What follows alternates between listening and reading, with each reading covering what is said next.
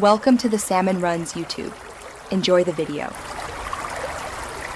Use 2 pounds russet potatoes, 4 cups chicken broth, 6 slices bacon, 1 cup milk, and 1/2 cup heavy cream to make a rich base. Chop 1 medium onion and mince 2 cloves garlic before you start cooking so aromatics are ready. Peel and cut potatoes into 1-inch cubes for even cooking and quick mash. Season with 1 teaspoon salt and 1/2 teaspoon black pepper, adjusting later to taste. Measure ingredients on a scale or with measuring cups for consistent texture and flavor throughout the recipe. Fry 6 slices of bacon until crisp, reserving 2 tablespoons fat for the soup base and crumbling the rest for garnish.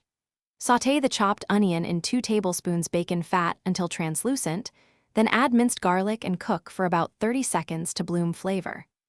Add the 1-inch potato cubes and pour in 4 cups chicken broth, bringing to a simmer.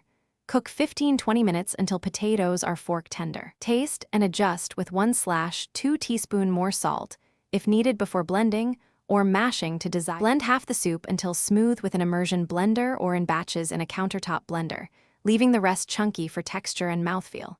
Stir in 1 cup milk and 1/2 cup heavy cream off heat to avoid boiling, which prevents separation and keeps the soup silky. Rewarm gently if needed, then adjust seasoning with a final 1/4 teaspoon salt or pinch of pepper. Garnish each bowl with crumbled bacon, 2 tablespoons chopped chives, and a grind of black pepper. Serve hot with crusty bread or a green salad. Thanks for watching. Consider subscribing if we helped you.